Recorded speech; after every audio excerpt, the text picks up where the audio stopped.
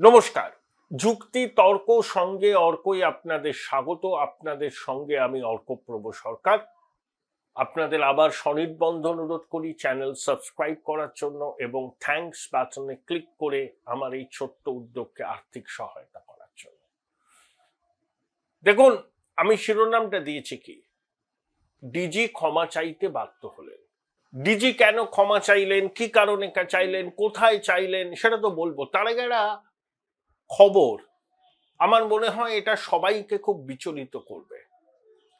এই যে প্রাথমিকের বাচ্চাদের জন্য একটা করে ডিম আর একটা করে ফলের টুকরো বরাদ্দ হয়েছে কয়েকদিনের জন্য। তাতে নাকি রাজ্য সরকার ৭১ কোটি টাকা খরচ করছে। আসলে মিড ডে মিলের বাজেটের উদ্বৃত্তটা খরচ করছে।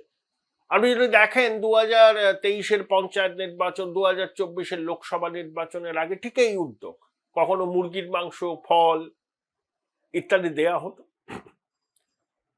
৩০০ ক্যালোরি প্রয়োজন বাচ্চাদের, তার মধ্যে ৮-১০ গ্রাম প্রোটিন থাকবে। এত এদের শিক্ষা নিয়ে দরদ, ঠিক বোটের মুখে বলছে একটা করে ডিম আর এক টুকরো ফল। আবার ব্যর্থ বসু কৃতিত্ব নিচ্ছেন, দেখো আমি কি করেছি। শিক্ষাটাকে লাটে তুলে আপনারা বোটের মুখে বাচ্চাদের একটা করে ডিম আর এক টুকরো ফল দেবেন। ন্যূনতম লজ্জাবোধ থাকলে এগুলো করা যায় না। ১ কোটি ১০ লক্ষ বাচ্চার মধ্যে হিসাব করেছে শিক্ষা দপ্তর ৮০ লক্ষ, তাহলে ৩০ লক্ষ স্কুল ছুট আসে না? কি লজ্জা, কি লজ্জা। ২৫০০ কোটি টাকা, তার মধ্যে নাকি এশিয়ান ডেভেলপমেন্ট ব্যাংক ৭০% খরচ বহন করবে। রাজ্য সরকার সব ব্লকের একটা করে মডেল স্কুল তৈরি করবে, পিছিয়ে পড়া ব্লকে ২টো করে করবে। এসব হচ্ছে নিতান্তই ধাপ্পা, ভোটের আগে এগুলো ধাপ্পা। বহু সরকারি স্কুল আছে যেখানে শিক্ষক শিক্ষিকা আছেন, ছাত্ররা যায় না। আবার এমন সরকারি স্কুলও আছে যেখানে প্রচুর ছাত্রছাত্রী, শিক্ষক শিক্ষিকার সংখ্যা নগণ্য। এই তো হিন্দু স্কুলের অভিভাবক, ছাত্ররা, মাস্টারমশাইরা কলেজ স্ট্রিটে পথে নেমেছিলেন, হেডমাস্টারমশাই নেই। এই তো শিক্ষার অবস্থা। কিন্তু আমার তাৎপর্যপূর্ণ লাগলো এবং আমি লজ্জিত হলাম পশ্চিমবঙ্গের একজন মানুষ হিসাবে, ভোটের মুখে প্রাথমিকের বাচ্চাদের জন্য ওই ১০-১২ দিন একটা করে ডিম, একটা ফলের টুকরো। আর আদালতে আইনজীবীদের পিছনে কোটি কোটি টাকা খরচ করছেন। খেলা মেলা উৎসবে টাকার অভাব পড়ে না। কেউ বই হাট করবে, ১০ কোটি টাকা স্যাংশন হয়ে গেল মঞ্চের মধ্যে। কোত্থেকে টাকা আসবে কেউ জানে না। হীরক রানীর জমিদারিতে বাঙালি আজকে সত্যি বিপন্ন, সর্বস্তরে বিপন্ন। রাজ্যটাকে নিজের জমিদারি বা খাস তালুক বলে চালান তিনি। লজ্জায় মাথা হেঁট হয়ে যায়। তাও এদের লজ্জা নেই, চক্ষু লজ্জার বালাই নেই। চোখের চামড়া এতটা পুরু, এতটা মোটা। কিন্তু আজকে আমার প্রতিবেদনের যেটা শিরোনাম, ডিজি ক্ষমা চাইলেন। কোথায় চাইলেন জানেন? সুপ্রিম কোর্টে। কেন চাইলেন? আপনাদের মনে আছে বছরখানেক আগে আরিয়াদহ দক্ষিণেশ্বরের ত্রাস জয়ন্ত সিং ওরফে জায়ান্ট, এক ভদ্রমহিলা এবং তার ছেলেকে রাস্তায় প্রকাশ্যে পিটিয়েছিল, মামলা হয়েছিল, পুলিশে অভিযোগ হয়েছিল, পুলিশ গ্রেপ্তার করেছিল, হাইকোর্ট থেকে জামিন পায়।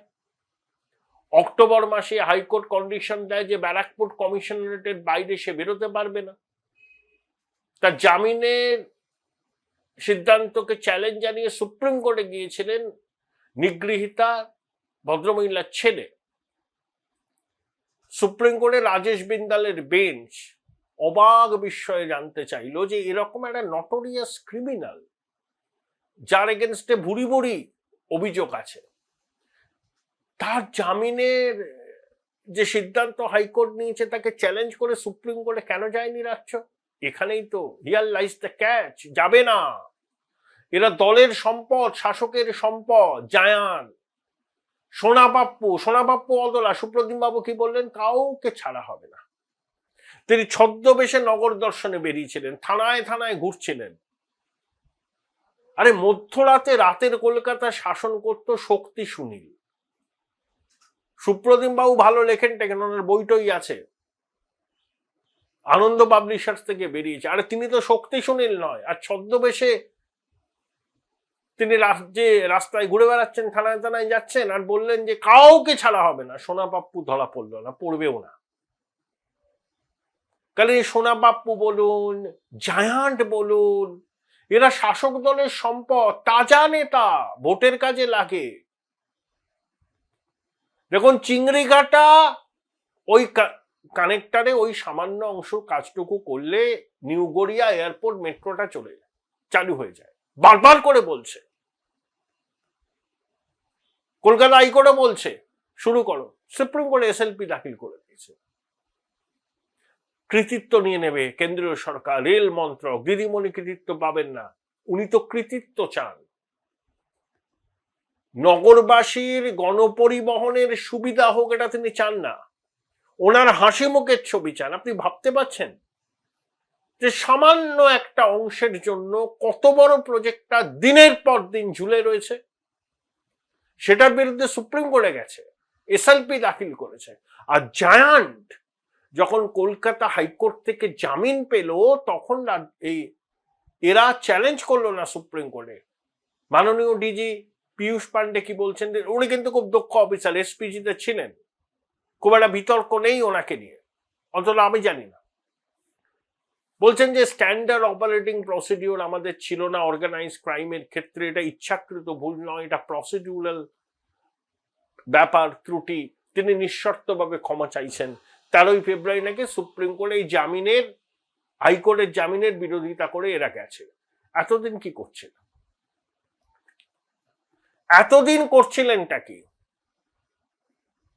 কথায় কথায় সুপ্রিম কোর্টে দৌড়ন, হাইকোর্টের সিদ্ধান্ত মনঃপুত না হলেই নামি দামি আইনজীবীদের নিয়োগ করে সুপ্রিম কোর্টে চলে যান। ডিএ মামলা নিয়ে কতবার শুনানি হয়েছে, কত কোটি টাকা আইনজীবীদের পিছনে খরচ করেছেন, এখনো সুপ্রিম কোর্টে রায় মানতে চাইছেন না। আরে হাইকোর্টের সিদ্ধান্তকে চ্যালেঞ্জ করে গেলেন না সুপ্রিম কোর্টে, জায়ান্টকে প্রোটেকশন দিতে চাইছেন, ভোটের মুখে আবার জায়ান্ট ফিরে আসবে, তার সাঙ্গপাঙ্গরা। আরে সেই ব্যারাকপুর কমিশনারে নাই ঢুকতে পারুক, তার নামে 17টা মামলা আছে, নাকি জেলে আছে। আরে জেলে আছে না কোথায় আছে কেউ জানে, কিন্তু আপনি এটাকে চ্যালেঞ্জ করে সুপ্রিম কোর্টে গেলেন না কেন? বিচারপতিরাও বিস্মিত হয়েছেন যে রাজ্য সরকার কথায় কথায় সুপ্রিম কোর্টে যায়, পান থেকে চুন করতে সুপ্রিম কোর্টে চলে যায়, তারা এখানে অদ্ভুত নীরব। ডিজি অবশ্য ক্ষমা চেয়েছেন, বলেছেন নিঃশর্ত ক্ষমা, প্রসিডিউরাল ত্রুটি, ইচ্ছাকৃত ভুল নয়। তাদের এসওপি বা স্ট্যান্ডার্ড অপারেটিং প্রসিডিওর তৈরি করা ছিল না এইরকম অর্গানাইজ ক্রাইমের ক্ষেত্রে। সেখানে কিভাবে তদন্ত হবে, কিভাবে মনিটরিং হবে, কিভাবে সুষ্ঠু সমন্বয় হবে, সেগুলো ছিল না। তারা শীত ঘুম ভেঙেছে, তারা তৈরি করেছেন, আর কোনো ভুল হবে না। ডিজি সাহেবকে তো নাক্ষর দিতে হলো সুপ্রিম কোর্টে। এটাই এদের প্রকৃত চেহারা, জানেন তো। এখানে আইনের শাসন বলে কিচ্ছু নেই, এখানে শাসকের আইন। যা বলবে 13 তলা 14 তলা সেটা আপনাকে মানতে হবে। আপনি যদি আইনের পথে হাঁটতে চান, আপনি বঙ্গেশ্বরীর রোশানলে পড়বেন। অনেক দক্ষ, নির্ভীক, সাহসী অফিসাররা আইন মেনে কাজ করতে এই জন্যই দ্বিধাগ্রস্ত হন। আছেন একটা ভালো জায়গায়, তাকে পাঠিয়ে দেবেন তেপান্তরের মাঠে, কম্পালসারি ওয়েটিং এ পাঠিয়ে দেবেন। দিদিমণির কথা শুনছেন, আরে দিদিমণি যদি আইনের বাইরে কথা বলেন, তিনি যদি মনে করেন তিনি যেটা বলছেন সেটাই আইন, আরে দেশের আইন তো দিদিমণি তৈরি করেননি, দেশের সংবিধানও তো তিনি তৈরি করেননি। আর পশ্চিমবঙ্গ তারা আলাদা দেশ নয়, এটা একটা রাজ্য, ভারতের অঙ্গরাজ্য। ভারতের সংবিধান আইন এখানে প্রযোজ্য, দিদিমণির আইন প্রযোজ্য নয়। এটা আধিকারিকেরা বুঝুন। আর কবে বুঝবেন? মাথা তো হেঁট হয়ে যাচ্ছে আমাদের লজ্জায় সব জায়গায়। যাক, ডিজি প্রতিশ্রুতি দিয়েছেন এই ধরনের ত্রুটি আর ভবিষ্যতে হবে না।